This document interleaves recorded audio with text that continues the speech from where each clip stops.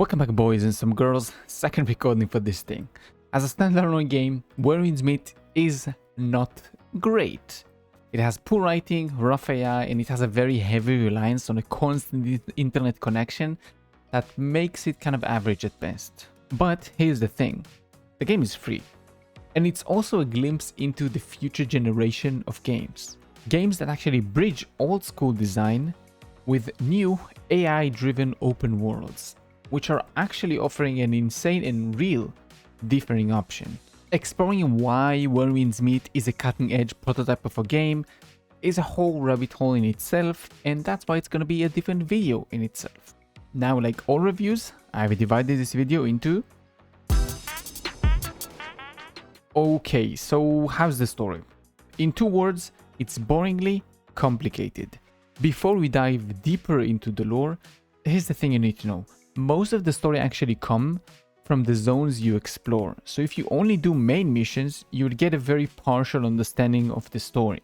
But don't worry, a lot of the story is going to be quite stupid about things like how a ship floats or why leftover noodles actually taste different than freshly made noodles. If he stays out any longer, the noodles won't taste right. Exactly. You come home 2 hours late, so I have to store them carefully, or the flavor just goes bad. It's about this... just this. Hey, don't cry.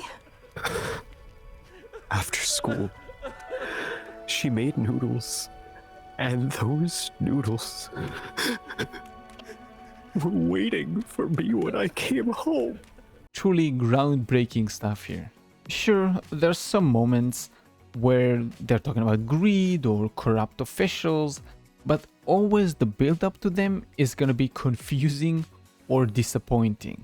The example I want to use is the actual main story mission, the final one, when you fight the final boss fight for version 1.0. You actually fight a greedy government official who turns to be like a golden giant statue at the very last phase of his fight. It's an easy fight, but it sounds epic, right? Except the lead up to it is this, it's a mess. The governor of the zone actually sends you to find a stolen relic, and if you fail because he gave you a poison pill, you're gonna die in 7 days, so you don't wanna die. During your investigation, you help somebody named Ying, who this government official really doesn't like, and it turns into a fight. Now, instead of fighting, what happens is you just run away and you let Ying sacrifice herself instead. Sounds noble, right? I don't know. Hey, it's their character, they can do whatever they want, right? The writers. The problem is, the very next scene is our main character swearing that they're gonna go save Ying from whatever, and the problem is, now she's no longer out there in the street fighting one boss and 6 minions. She's right now in the most heavily guarded prison in this game, with so many soldiers around it. It's very hard to get into this place. I have to go. Ying Ying's still out there. She might have been taken to the furnace. It's not safe. I don't want to be safe. I want to save Ying Ying. Stop arguing. Is it really over, young wanderer? You three, take good care of Granny Turtle. Are you going to... I already know where she is. I can't just leave her there. But the furnace is heavily guarded. It's too dangerous for you to go in like that. So what could have been a 5-minute mission turns to be an Herculean task with insane moments of just going and jumping on walls, crazy stuff. It's just very classic Eastern trope. If you're already talking about tropes, it's an Eastern game, it's an Eastern media thing, you know there's gonna be insane amount of tropes in this game, and you're not wrong. As I just said, MC can be ungodly stupid, or he can actually act like a saint. He can do no wrong, and he never try to kill somebody or do something bad, even though we are killing like 100,000 bandits and whatnot up until this point, but it doesn't matter. Character introduction tend to be forced upon you. What's gonna happen is gonna be introduced into a very stupid scenario where you're kind of stuck in it, and now a character has to rescue you because your stupid main character actually got into the situation. My example is actually going to be Yingying's introduction to you. When you arrive in Kaifeng, you kind of confront a scammer, and not really, you actually help a different store owner who is confronting you, save her from getting attacked by the scammer, and then the scammer attacks you, he and his friends. Now, we fought insane bosses up to this point, we could just deal with a bunch of bandits, no problem. But what happens is Yingying actually helps you here. She pretends to be like a scary god or whatnot, and she saves you from this wannabe fight or something. So what is the story even about? At its core, it's you looking for your uncle who taught you martial arts. The longer version is as you're searching for him, you grow your character, you meet new people, your classic shonen thing where the journey was the gift was the journey we made along, the friends we made along the way, whatever the sentence is, you know what I mean. The technical side of the story is going to be mostly delivered through AI voices from the server, I think. Cutscene seems to be pre-baked, but the conversations seem to be fed line by line by AI. What happens as a result is there's going to be like 2 to 5 second pauses between each sentence, which during my Let's Play, if you watch the video, you can see a ton of edits during cutscenes because I had to cut every single one of those pauses because that's an insane amount of pause in between one. I assume if you have better internet connection, there's going to be way less latency, right? But to me, the immersion was just out the window. There's one more thing that's very important to know about Chinese media if you don't follow other things like manhwa, anime from China, stuff like that. There's going to be a very heavy known problem of translation, phrases, naming, because China is a very localized region-based phrases, I guess you would call it. Other regions talk in different kind of dialect and using different kind of phrases. So even inside China, it's confusing to some people. Now imagine what it is to us, the global version of this game. It's very confusing, and a lot of things, a lot of situations, you won't understand exactly what's going on. I still don't understand to this day, and I assume people from China will understand. I want to hope that it's not just trash writing and it's simply translation error, and maybe we just don't understand like what was happening in there. My example is actually going to be Heaven's Spear's Fall, okay? This is a sequence that is supposed to be the turning point for your main character. He's supposed to feel helpless, he's supposed to feel that there's nothing more for him in this world, and he wants to evolve from there and actually become like his uncle and search for him and blah blah blah and save all the people who died and whatnot, right? It's supposed to be that moment. Now let's leave alone the fact that nothing changes and he acts exactly the same in the latter half than in the first half. Just ignore that part. What we do instead, I'll just explain to you what's going on in this sequence. What's happening is, as you're sneaking out of Heaven's Spear at night, at midnight, in order to go around the world, do martial arts, your regular shonen stuff, you take one final look at the village and then you see a bunch of boats arriving. Now, people won't come to trade at midnight, so what would a normal hero do? Run down, try to save as many people as you can while finding the enemies, right?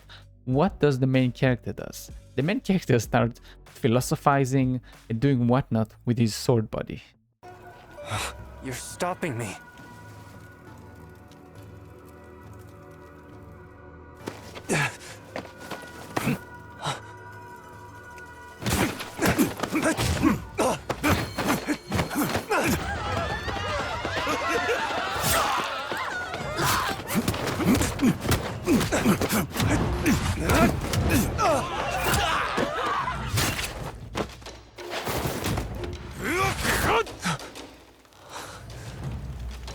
With these measly skills, you'd be walking into death. Stay put. At least I have some skills. If I don't go back, then what'll happen to the others? Could we have saved some people before the array was placed down and everybody was locked in? Maybe. Would we know that? No, because philosophy. So the TLDR for the story, it's messy, it's confusing, sometimes it's frustrating.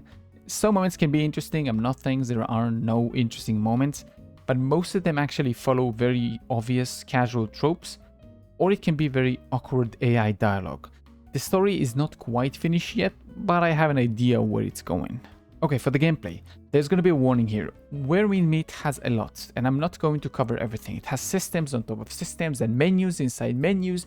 There's tons of red notifications that make you feel like this is a mobile game and you're like a Pavlovian dog. Every time you see a red dot, you gotta click on it to accept the reward. It's gonna be one of those. I will try and explain a bit more about this, so it's gonna take a while, so grab something to drink, maybe get comfortable, because it's gonna take a bit. Now here's what we're actually going to cover in this section. We're gonna cover combat, exploration, progression, interaction, AI experiments, and UI. As for the combat, it's going to be fast, it's going to be flashy, it's going to be fun. You have light attack, heavy attacks, parries, and you have 2 skill bars with 4 abilities on each one of them. They are called martial arts, but their abilities, it's the same thing. And when you combo all of them together, it can be quite insane. One of the main problems I had is because this is a constant internet connection, it's constant online. I had a lot of problems. I had teleporting enemies, I teleported myself quite a bit. I had parries that actually still dealt damage to me, even though I parried that attack. Aside from that, you also have health bar, you have a posture bar. It's called key in the game, but let's be honest, it's just posture bar. It acts the same way. You lower the posture to 0, you deal more damage to the enemy, and he's like stunned for a few seconds, and you can do like a finishing move on them. For the types of encounters, there's kind of only 2 of them. You have slow and heavy versus fast and light. I personally prefer the slower fights more, because slower fights actually felt more rewarding. It felt like timing actually mattered. When I played against a fast enemy, I just had to click the parry very fast, and often I was just fine. Even if I got hit, it just did like a small amount of damage to me, and I was fine. Another reason why I prefer slower fights is my connection, as I mentioned before. Slower fights tend to be more reliable with my connection. It feels like I have more time to parry and less time for my internet connection to mess up, to me teleport somewhere, or maybe even though I parried something, the parry like doesn't work or something. It doesn't happen to me as much in slower fights, so I much prefer to have the slower fights. Combat might seem a little bit shallow when you first look at it. You're like, okay, so you have a heavy attack, for example, that does a normal swing. You have like a heavy attack from the air, which is like a jump drop, or you can have like a charge attack. And then if you add to it dodges, and you had to it jumps, and you had to it everything else, it becomes a lot more options than you think about. And we have not even talked about weaving in the martial arts or anything. For the weapons, I think you have like 6 or 7 of them right now in the game. Don't try to do the meme, I don't intend to do that. And I know we have more that are gonna come because of the Chinese server that have weapons that we don't have. Then I know we're gonna get more weapons in the future. For the skills or martial arts that they are called, you can mix and match, do whatever the frick you want. It doesn't really matter. You do choose a class at the very start. You're gonna say like, I'm a healer, I'm a damage dealer, or I'm a tank. It doesn't matter at all, because your class is defined by your skills and the equipment that you're actually using. And if you match together skills and everything, you can create some pretty cool combos. One of the combos that I love to do is going to be Cloud Step into Guardian Palm. Guardian Palm is supposed to be a skill that you sit on the ground, you do 1, 2, 3, boom, you knock the enemies into the ground. But if you trigger it from different height, it triggers a different animation, and it triggers different kind of damage and different kind of effects, right? So what I like to do is use the Cloud Step, because it gives you a dash and a jump, and it's enough height to actually use the Guardian Palm in its second form to deal more damage into the ground. And it doesn't take your stamina for the jump, because you need stamina for dodges. So I think it's very nice, and it's very fast, and it's very reliable. For the enemies variety, there's not really a lot of variety. It mostly feels melee and range. That's pretty much what it feels like. There's a different kind of enemy that is the one that goes kind of invisible inside of a zone, and it does feel different, like a different fight, but it is kind of still just fighting against melee characters, just with a little bit of a delay. Now it might seem a little bit negative, but no, I still want to play this game. It is still a lot of fun. I just wish my internet connection would not be as bad, so I actually could have a more reliable and fun experience with the game. Now for the explorationists, for the completionists, this is going to be your haven. This is going to be amazing. You have so many things to do, from the most basic petting cats for like random stat points, to fighting insane bosses and legends that you don't even need to. It's just like if you want to. The world is going to be so densely packed with activities, it's insane. And if you add to it the fact that there's so many AI systems in the game, what it always made me do, always made me wonder, did I miss something? Maybe if I do something different with the NPC, maybe if I say this, maybe if I do that, maybe I'll get something that no other player ever got. Could this be this thing?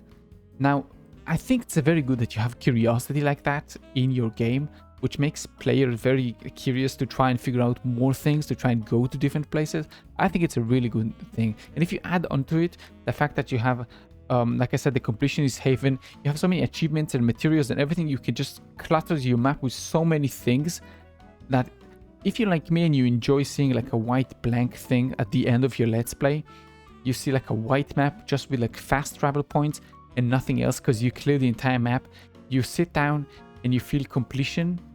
This is the best feeling ever, and yes, you can do this in this game and it can be a ton of fun. Besides, the world is beautiful, so even if I don't get any reward, just walking around in it feels like a reward in itself. And I just wanted to go to different places just to see what it looks like over there. Are there going to be like different housing and NPCs doing something else? I don't know, just found it interesting just to run around.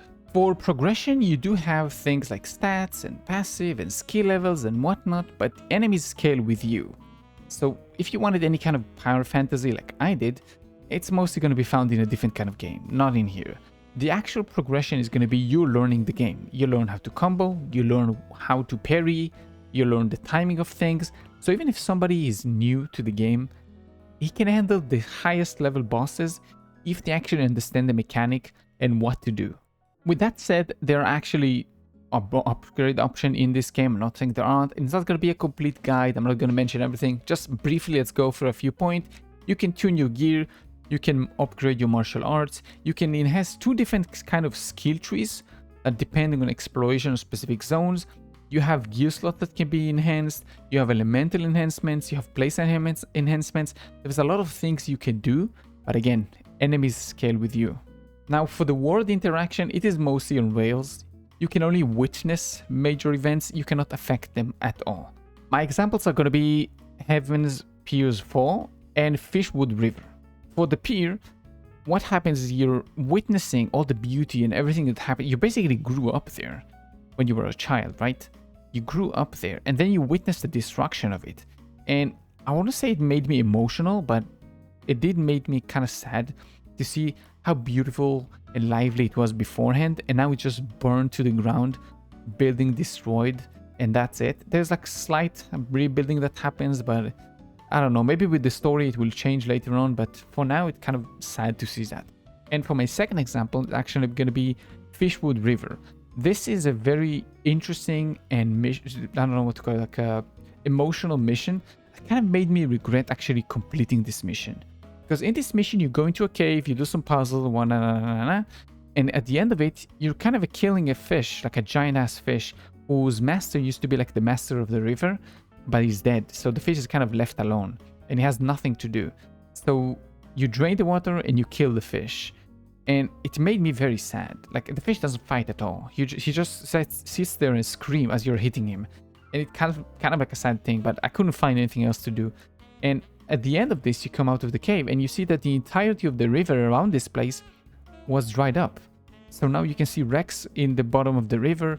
You can see a bunch of crap out there. And you can see some puddles left.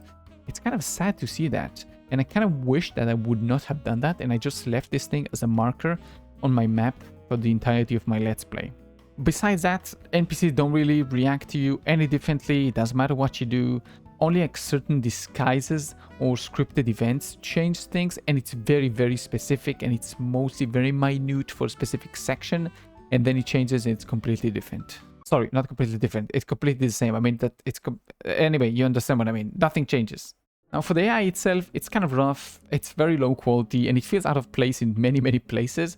But it is a glimpse into the future of open world RPGs, and I do have a video planned for that, so let's stop here. I do have to mention the UI because it's an Eastern game, and I don't know what there is with the Eastern games, but they have a tendency to make the worst AI possible.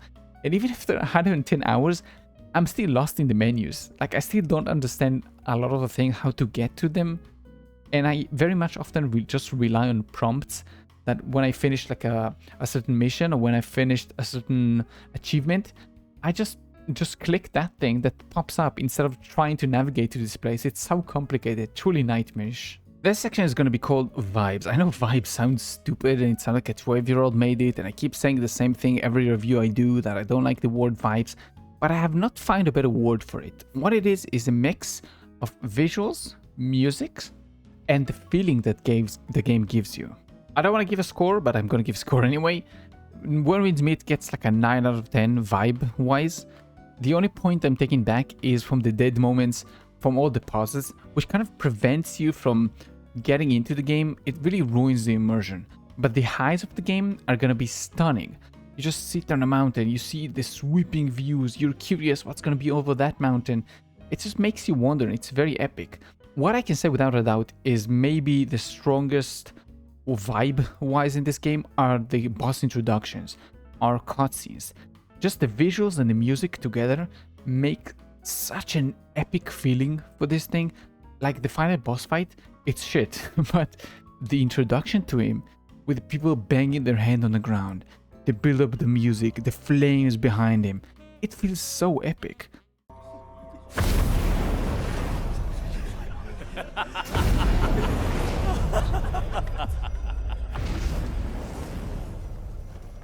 They all bow to me. Why do you not? You're only human, not a god. Why should I bow to you?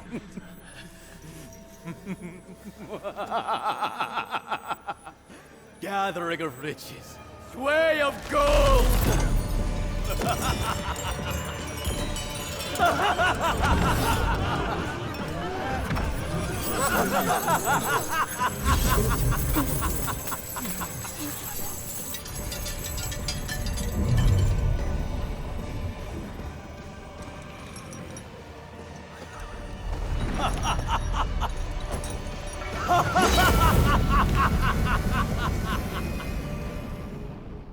I did feel that during some random moments when you're just running around collecting crap, the music is non-existent, maybe too quiet, not really memorable, but during those specific moments that you do feel the good, you see the boss fight, you see the cutscenes, it feels amazing, and I think it makes up for that.